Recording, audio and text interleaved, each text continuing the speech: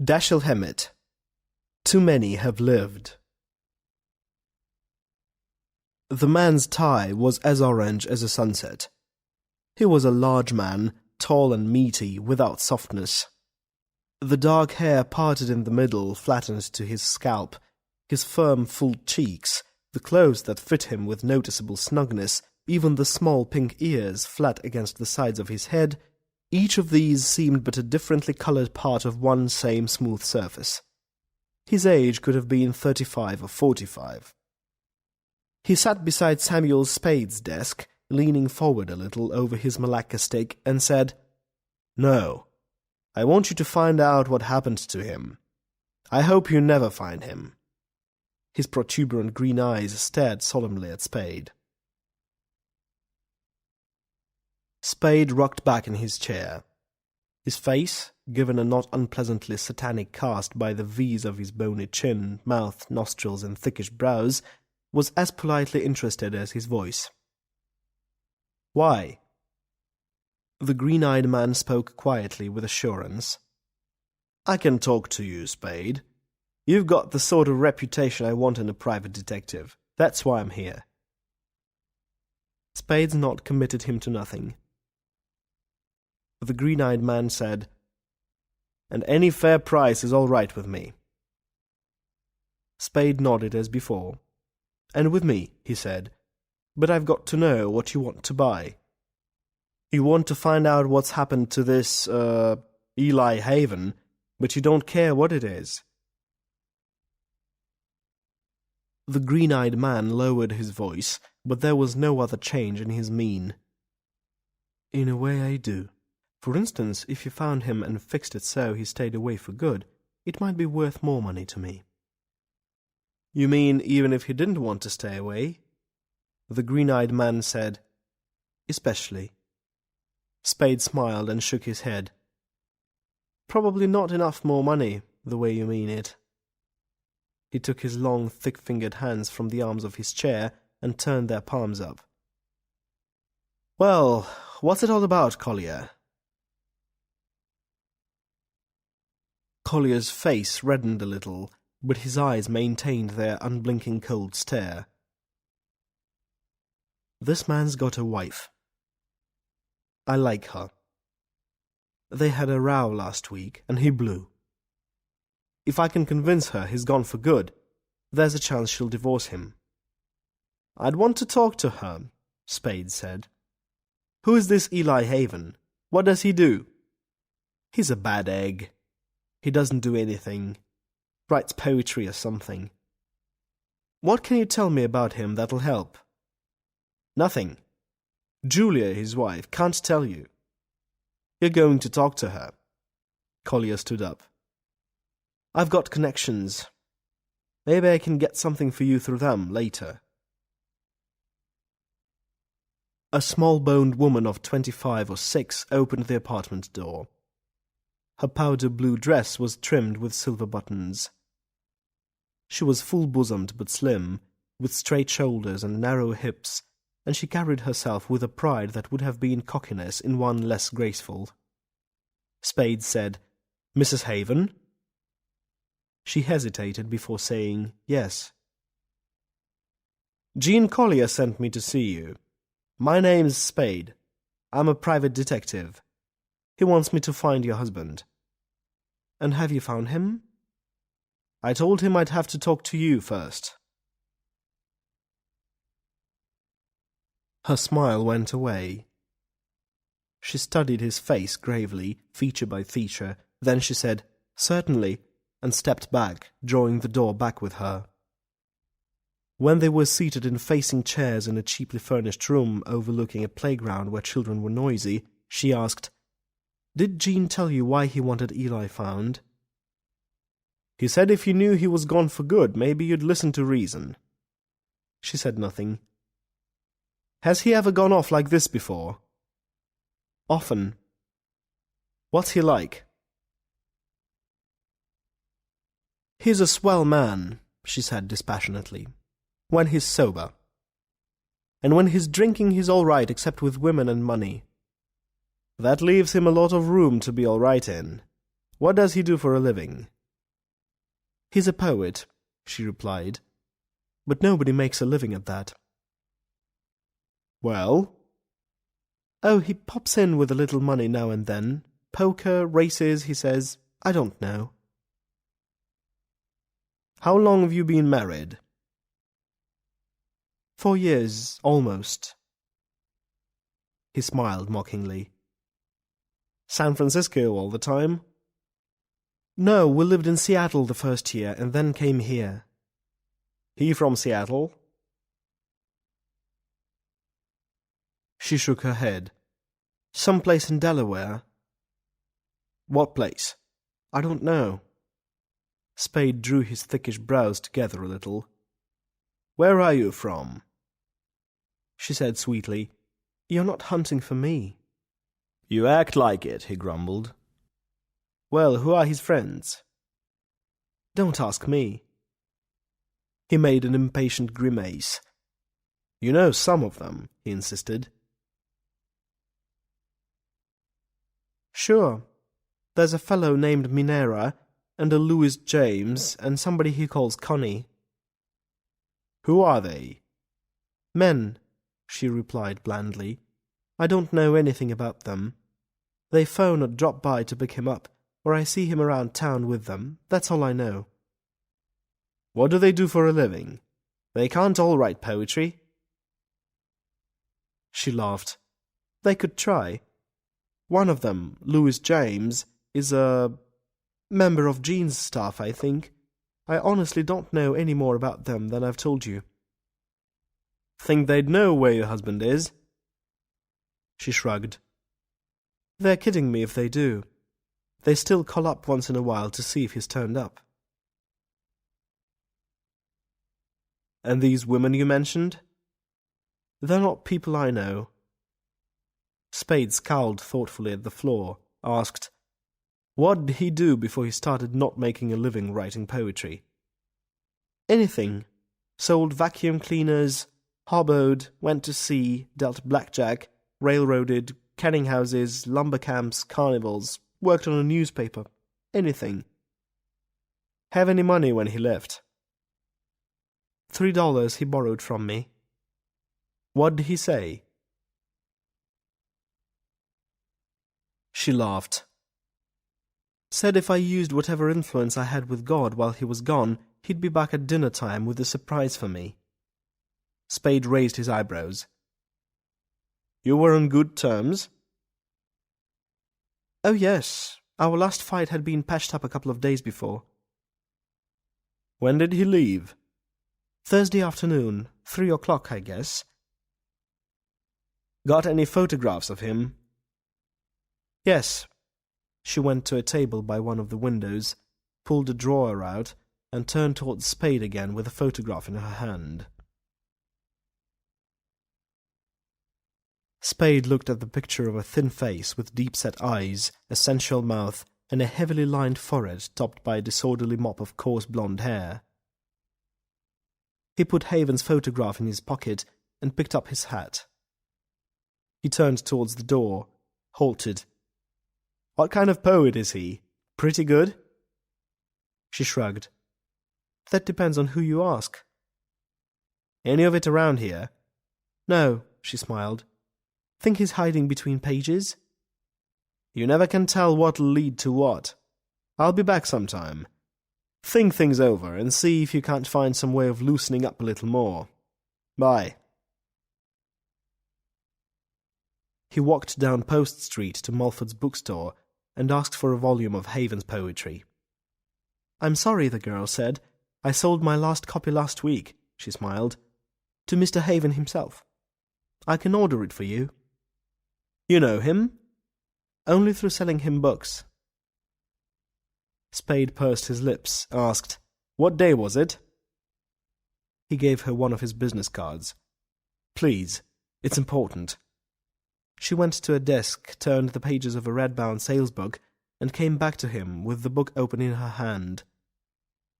It was last Wednesday, she said, and we delivered it to a Mr. Roger Ferris, 1981 Pacific Avenue. Thanks a lot, he said. Outside, he hailed a taxicab and gave the driver Mr. Roger Ferris's address. The Pacific Avenue house was a 4-story grey stone one set behind a narrow strip of lawn. The room into which a plump-faced maid ushered Spade was large and high-ceiled. Spade sat down, but when the maid had gone away, he rose and began to walk around the room. He halted at a table where there were 3 books. One of them had a salmon-coloured jacket, on which was printed in red an outline drawing of a bolt of lightning striking the ground between a man and a woman, and in black the words "Coloured Light" by Eli Haven. Spade picked up the book and went back to his chair. There was an inscription on the flyleaf, heavy irregular characters written with blue ink. To good old Buck who knew his coloured lights, in memory of them their days. E.H. Spade turned pages at random and idly read a verse. Statement. Too many have lived as we live, for our lives to be proof of our living.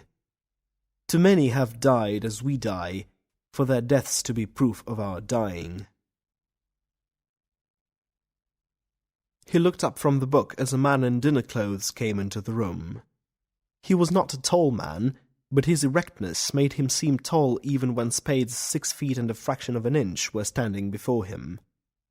He had bright blue eyes undimmed by his 50-some years, a sunburned face in which no muscle sagged, a smooth, broad forehead, and thick, short, nearly white hair.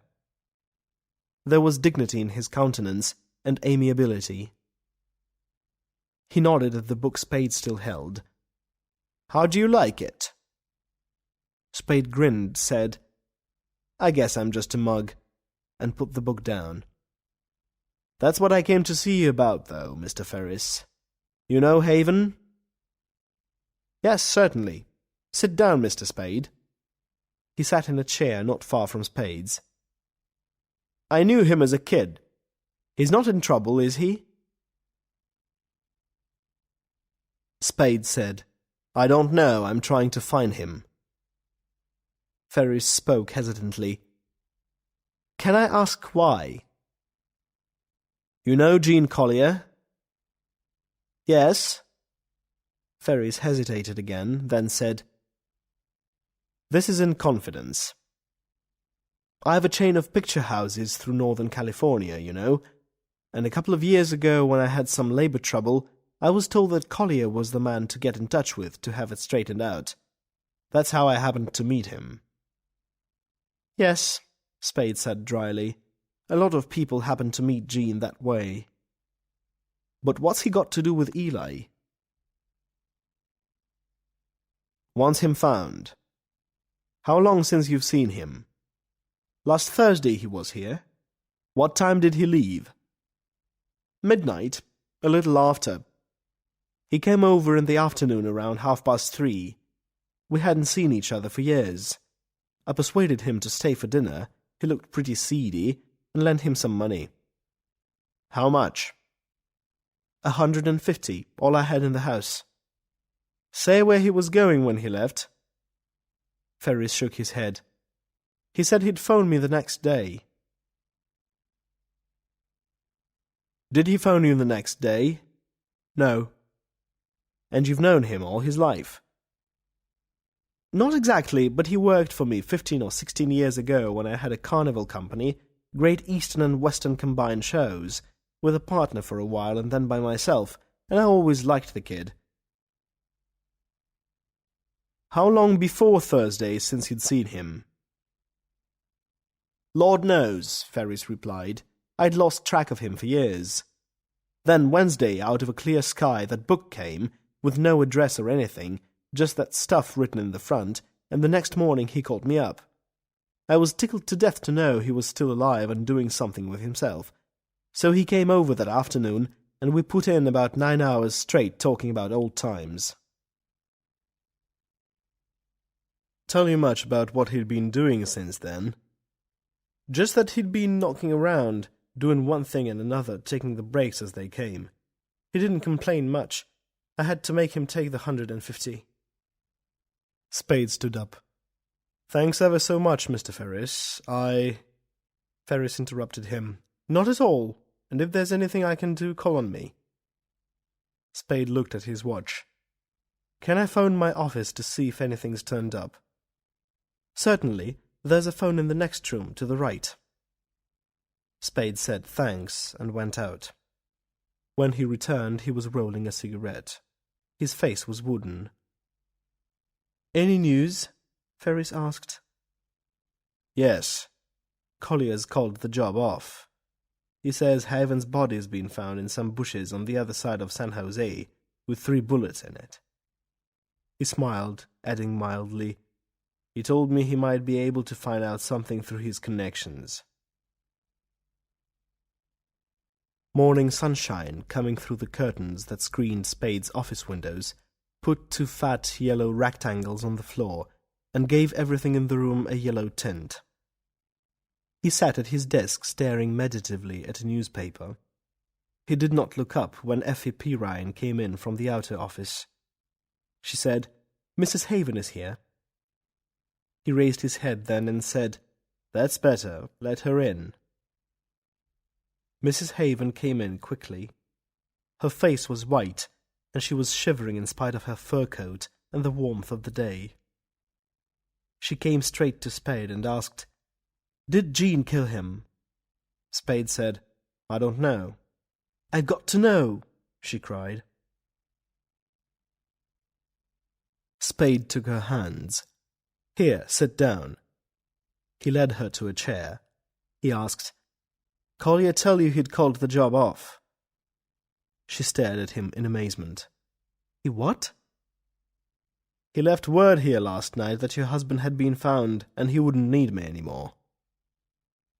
She hung her head, and her words were barely audible. "Then he did." Spade shrugged. "Maybe only an innocent man could have afforded to call it off then.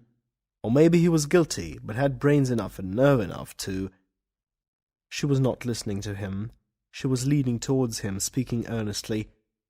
"But, Mr. Spade, you're not going to drop it like that. You're not going to let him stop you." While she was speaking, his telephone bell rang. He said, "Excuse me," and picked up the receiver. "Yes?" "Uh-huh. So?" He pursed his lips. "I'll let you know." He pushed the telephone aside slowly and faced Mrs. Haven again. "Collier's outside." "Does he know I'm here?" she asked quickly. "Couldn't say." He stood up, pretending he was not watching her closely. "Do you care?" She pinched her lower lip between her teeth, said no hesitantly. "Fine, I'll have him in." She raised a hand as if in protest, then let it drop, and her white face was composed. "Whatever you want," she said. Spade opened the door, said, "Hello, Collier, come on in. We were just talking about you." Collier nodded and came into the office holding his stick in one hand, his hat in the other. "How are you this morning, Julia? You ought to have phoned me. I'd have driven you back to town." I didn't know what I was doing." Collier looked at her for a moment longer, then shifted the focus of his expressionless green eyes to Spade's face. "Well, have you been able to convince her I didn't do it?" "We hadn't got around to that," Spade said. "I was just trying to find out how much reason there was for suspecting you. Sit down." Collier sat down somewhat carefully, asked, "And?" "And then you arrived." Collier nodded gravely. "All right, Spade," he said. "You're hired again to prove to Mrs. Haven that I didn't have anything to do with it." "Jean!" she exclaimed in a choked voice and held her hands out toward him appealingly. "I don't think you did. I don't want to think you did, but I'm so afraid." She put her hands to her face and began to cry. Collier went over to the woman. "Take it easy," he said. "We'll pick it out together." Spade went into the outer office, shutting the door behind him. Effie Pirine stopped typing a letter. He grinned at her, said, "Somebody ought to write a book about people. Sometime they're peculiar," and went over to the water bottle. "You've got Wally Kellogg's number. Call him up and ask him where I can find Tom Minera." He returned to the inner office. Mrs. Haven had stopped crying. She said, "I'm sorry." Spade said, "It's all right." He looked sidewise at Colyer. "I still got my job?" "Yes." Colyer cleared his throat. "But if there's nothing special right now, I'd better take Mrs. Haven home." "Okay, but there's one thing. According to the Chronicle, you identified him. How come you were down there?" "I went down when I heard they'd found a body," Colyer replied deliberately. "I told you I had connections. I heard about the body through them." Spade said, "All right, be seeing you," and opened the door for them. When the corridor door closed behind them, Effie Pirine said, "Minera's at the Buxton on Army Street." Spade said, "Thanks." He went into the inner office to get his hat. On his way out he said, "If I'm not back in a couple of months, tell them to look for my body there." Spade walked down a shabby corridor to a battered green door marked 411. The murmur of voices came through the door, but no words could be distinguished. He stopped listening and knocked. An obviously disguised male voice asked, "What is it?" "I want to see Tom. This is Sam Spade." A pause, then, "Tom ain't here." Spade put a hand on the knob and shook the frail door. "Come on, open up," he growled. Presently the door was opened by a thin, dark man of 25 or 6 who tried to make his beady dark eyes guileless while saying, "I didn't think it was your voice at first." The slackness of his mouth made his chin seem even smaller than it was. His green-striped shirt, open at the neck, was not clean. His grey pants were carefully pressed. "You've got to be careful these days," Spade said solemnly, and went through the doorway into a room where 2 men were trying to seem uninterested in his arrival. One of them leaned against the window-sill, filing his fingernails. The other was tilted back in a chair with his feet on the edge of a table and a newspaper spread between his hands. They glanced at Spade in unison and went on with their occupations. Spade said cheerfully, "Always glad to meet any friends of Tom Minera's." Minera finished shutting the door and said awkwardly, Yes, Mr. Spade, meet Mr. Conrad and Mr. James." Conrad, the man at the window, made a vaguely polite gesture with the nail file in his hand. He was a few years older than Minera, of average height, sturdily built, with a thick-featured, dull-eyed face. James lowered his paper for an instant to look coolly, appraisingly at Spade and say, "How are ye, brother?" Then he returned to his reading. He was as sturdily built as Conrad, but taller, and his face had a shrewdness the others lacked.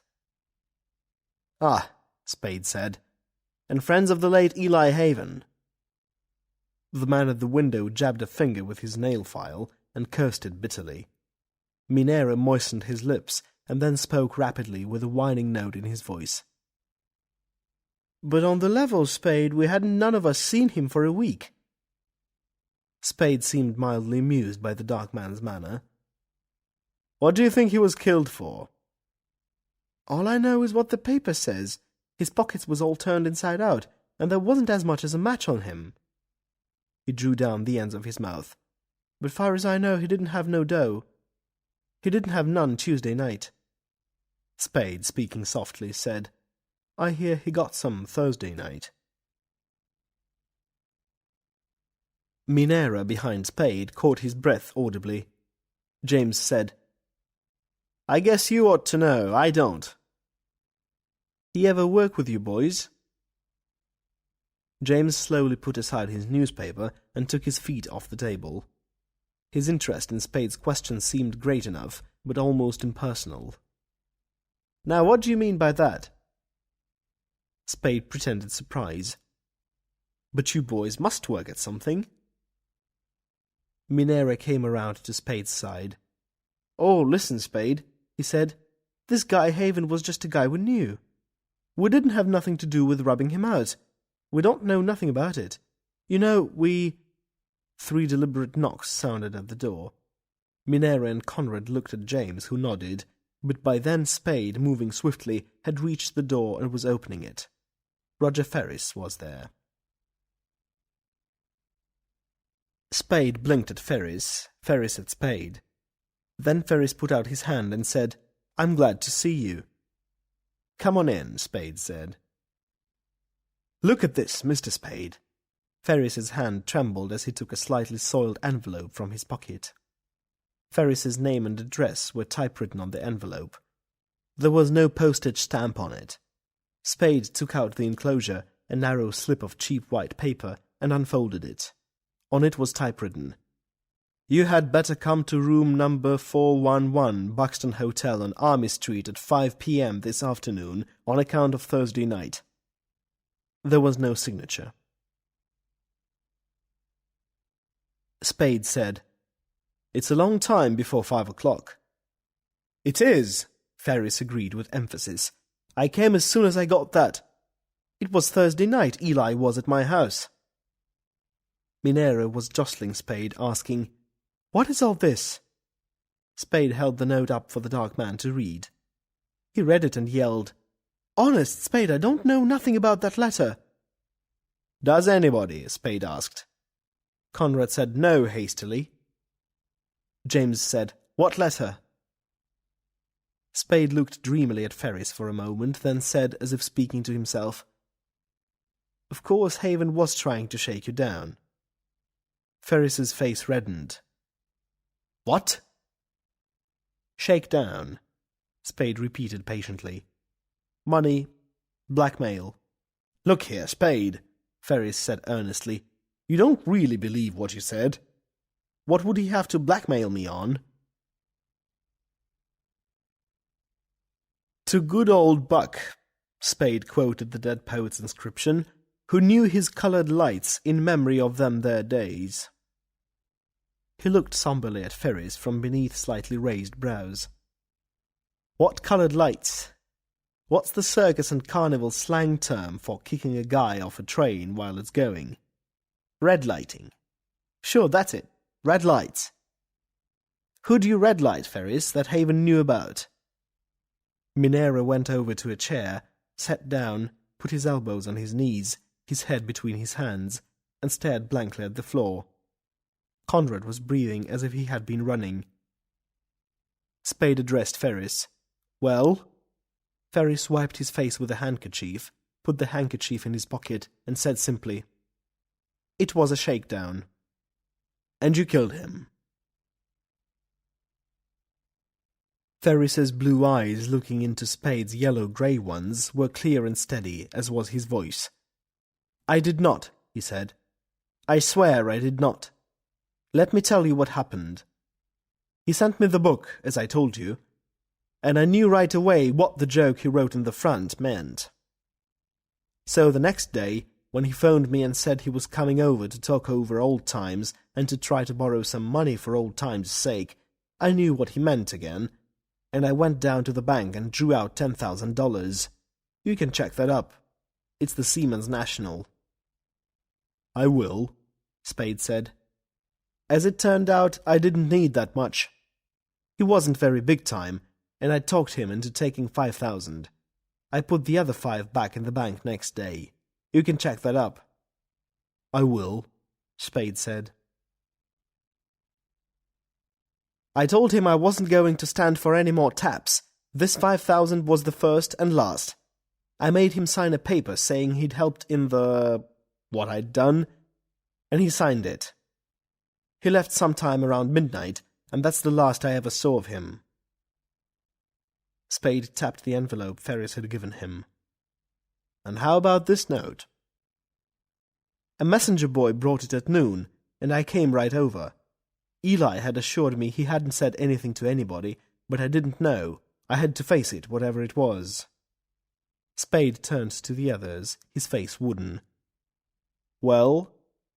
Mineira and Conrad looked at James, who made an impatient grimace, and said, "Oh, sure, we sent him the letter. Why not? We was friends of Eli's, and we hadn't been able to find him since he went to put the squeeze to this baby. And then he turns up dead, so we kind of like to have the gent come over and explain things." "You knew about the squeeze?" "Sure. We was all together when he got the idea." "How'd he happen to get the idea?" Spade asked. James spread the fingers of his left hand. "We'd been drinking and talking, you know the way a bunch of guys will, about all they'd seen and done, and he told a yarn about once seeing a guy boot another off a train into a canyon, and he happens to mention the name of the guy that done the booting, Buck Ferris. And somebody says, 'What's this Ferris look like?' Eli tells him what he looked like then, saying he ain't seen him for 15 years, and whoever it is whistles and says, 'I bet that's the Ferris that owns about half the movie joints in the state. I bet you he'd give something to keep that back trail covered.'" Well, the idea kind of hit E.H. You could see that. He thought a little while, and then he got cagey. He asked what this movie Ferris's first name is, and when the other guy tells him Roger, he makes out he's disappointed and says, "No, it ain't him. His first name was Martin."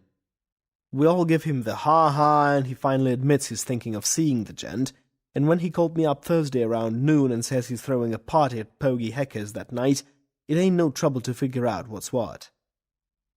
"What was the name of the gentleman who was red-lighted?" "He wouldn't say. Shut up tight. You couldn't blame him." "Mm-hmm," Spade agreed. "Then nothing. He never showed up at Pogie's. We tried to get him on the phone around 2 o'clock in the morning, but his wife said he hadn't been home, so we stuck around till 4 or 5 and then decided he had given us a runaround and made Pogie charge the bill to him and beat it. I ain't seen him since, dead or alive." Spade said mildly, "Maybe. Sure you didn't find Eli later that morning, take him riding, swap him bullets for Ferris's 5 thou, dump him in the—" A sharp double knock sounded on the door. Spade's face brightened. He went to the door and opened it. A young man came in. He was very dapper and very well proportioned. He wore a light topcoat and his hands were in its pockets. Just inside the door he stepped to the right and stood with his back to the wall. By that time another young man was coming in. He stepped to the left. Though they did not actually look alike, their common dapperness, the similar trimness of their bodies, and their almost identical positions, backs to wall, hands in pockets, cold bright eyes studying the occupants of the room, gave them for an instant the appearance of twins. Then Jean Colyer came in. He nodded at Spade, but paid no attention to the others in the room, though James said, "Hello, Jean." "Anything new?" Colyer asked Spade. Spade nodded. "It seems this gentleman," he jerked a thumb at Ferris, "was—" "Any place we can talk?" "There's a kitchen back here." Colyer snapped a "smear anybody that pops" over his shoulder at the 2 dapper young men and followed Spade into the kitchen. He sat on the one kitchen chair and stared with unblinking green eyes at Spade, while Spade told him what he had learned. When the private detective had finished, the green-eyed man asked, "Well, what do you make of it?" Spade looked thoughtfully at the other. "You've picked up something. I'd like to know what it is." Collier said, "They found the gun in a stream 1/4 of a mile from where they found him. It's James's. Got the mark on it where it was shot out of his hand once in Vallejo." "That's nice," Spade said. "Listen. A kid named Thurber says James comes to him last Wednesday and gets him to Tail Haven. Thurber picks him up Thursday afternoon, puts him in at Ferris's, and phones James. James tells him to take a plant on the place and let him know where Haven goes when he leaves, but some nervous woman in the neighborhood puts in a rumble about the kid hanging around, and the cops chase him along about 10 o'clock. Spade pursed his lips and stared thoughtfully at the ceiling. Collier's eyes were expressionless, but sweat made his round face shiny, and his voice was hoarse.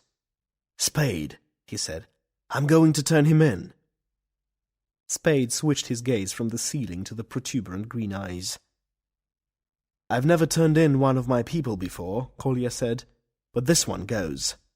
Julia's got to believe I hadn't anything to do with it if it's one of my people and I turn him in, hasn't she?" Spade nodded slowly. "I think so." Collier suddenly averted his eyes and cleared his throat. When he spoke again, it was curtly, "Well, he goes." Minerva, James, and Conrad were seated when Spade and Collier came out of the kitchen. Ferris was walking the floor. The two dapper young men had not moved. Collier went over to James. "Where's your gun, Lewis?" he asked. James moved his right hand a few inches toward his left breast, stopped it, and said, "Oh, I didn't bring it." With his gloved hand open, Collier struck James on the side of the face, knocking him out of his chair. James straightened up, mumbling, "I didn't mean nothing." He put a hand to the side of his face. "I know I wouldn't have done it, Chief, but when he called up and said he didn't like to go up against Ferris without something and didn't have any of his own, I said, 'All right,' and sent it over to him." Collier said, "And you sent Thurber over to him, too?" "We were just kind of interested in seeing if he did go through with it," James mumbled.